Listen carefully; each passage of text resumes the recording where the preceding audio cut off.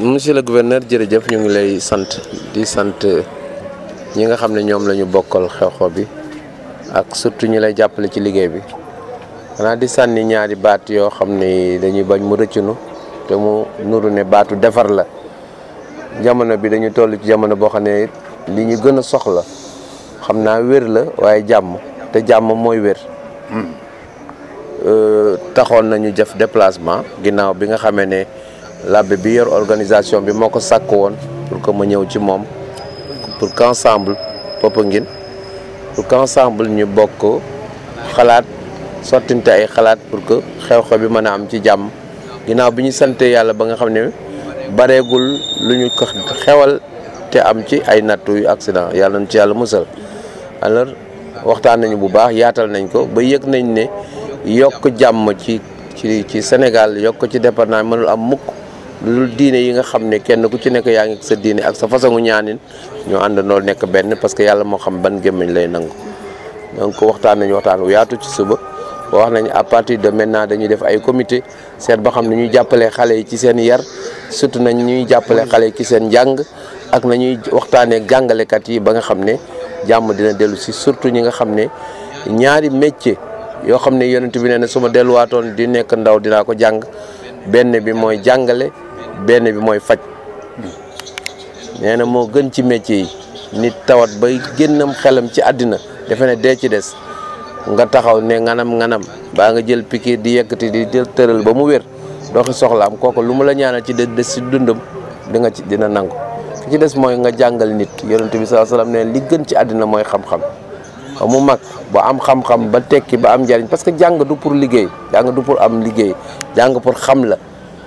la yàlla def leen nag sutura nga am chance mën a dox ba am xam-xam ka la ko jàngal amel nga ko njukkal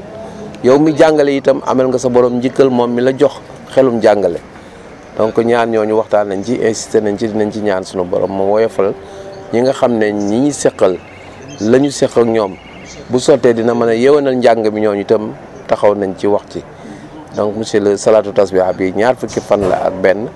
góor gi moo ko fàggu woon ginnaaw bi mu ko jëlee ci yonent bi sallallahu alayhi wa sallam digle ko muy julli goo xam ne foo tourné fi mu ne ñii ci àddina bi ñu ngi koy julli foo dem bët ki dem am na samay xarit yu ne fees barke ci xabru Seydil Cheikh Ahmed Tidiane la fa nekkoon ci nit kenn xamul ñaata la ñuy julli salatu tasbiha boo demee Touba noonu boo demee feneen noonu xam naa Ibou Sakho sasu ko waaye sof na ci lu bare ba tax na ñëpp di ko def kon ñu ngi koy ñaanal yàlla ñu ngi ñaan julli yëpp yàlla ko mu narul fay loolu liggéeyloo mun na ku yàlla may chance su ñëw fa daal boo ñibbee mën nga di sant ba déwén ndax yàlla mën naa def sutura la nga doon wut nga def ko monsieur le gouverneur yàlla na yàlla bett xéewal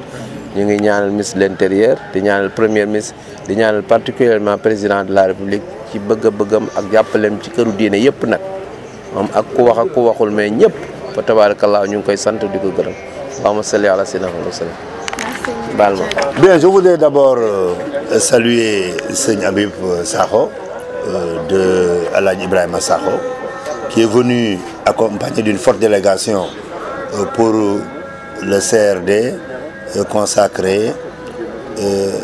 à la rencontre Salatul Tasbih,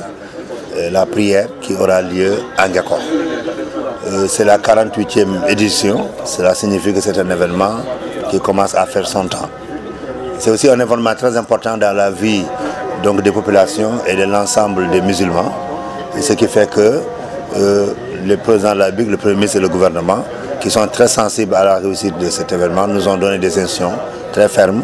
pour que nous prenions les dispositions pour l'organiser. J'avoue que après le CRD tenu par monsieur le préfet, en présence du sous-préfet et du comité d'organisation, ils nous ont déjà balisé le terrain et l'essentiel des questions qui peuvent être soulevées l'ont déjà été et ont trouvé des débuts de solutions. Maintenant, le CRD, l'avantage c'est de repasser en revue. Est-ce qu'il n'y a pas d'éléments nouveaux ou bien est-ce qu'il n'y a pas de questions particulières qui méritent véritablement qu'on s'y appesantisse pour voir quelles sont les solutions à apporter. Et à ce stade, Dieu merci, nous ne rencontrons pas de difficultés majeures par rapport à la préparation de cet événement. Le marabout est très engagé, le comité d'organisation est très engagé et nous avons senti aussi que le comité d'organisation est très engagé lui aussi. Et donc de ce point de vue, véritablement, je voudrais dire qu'un seul point peut-être a retenu davantage notre attention, c'est la question de l'eau. Nous savons que ça va coïncider avec le Ramadan. Il y aura une bonne consommation d'une forte quantité d'eau et nous avons tenu donc à assurer avec l'hydraulique cette question. L'hydraulique va prendre les dispositions pour mettre en place des citernes et nous avons demandé d'ailleurs à la demande du comité d'organisation et de Seigne Habib Sakho que les bâches d'eau qui se sont montrées plus ou moins inutilisables pendant les événements passés soient remplacées purement simplement par des citernes. La Sénélec, dans le cadre donc de son soutien, a voulu prévoir de mettre en disposition donc des citernes qui seront placées avec des robinets et je pense que ça pourra beaucoup aider. Une autre question sur laquelle nous avons beaucoup insisté, c'est véritablement la sécurité des biens et des personnes à travers les forces de défense et de sécurité, que ce soit la gendarmerie, prenne des dispositions pour une bonne circulation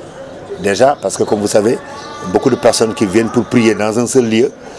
comme le disait le sous-préfet, les gens arrivent au compte-gouttes, mais tout le monde part en même temps. Et donc, il faut prévoir ce déplacement massif en même temps de l'ensemble des pèlerins, et surtout que ça coïncide avec Popenguine. Donc, il faut faire en sorte que les populations puissent se mouvoir dans tous les sens sans trop de difficultés. Et à cet effet, d'ailleurs, nous avons instruit le préfet, le sous-préfet et la gendarmerie de mettre en place un plan de circulation qui répondra à ce besoin-là. En dehors de cela, véritablement, nous ne voyons pas de problème majeur. Et nous avons quand même sollicité des prières de Seigne Habib Sakho et de l'ensemble de la famille pour réussir cet événement qui tient à cœur à M. le Président de la République, à M. le Premier ministre et à M. le ministre de l'Intérieur, Aly Ngouille Ndiaye, et à nous-mêmes. Voilà, je vous remercie.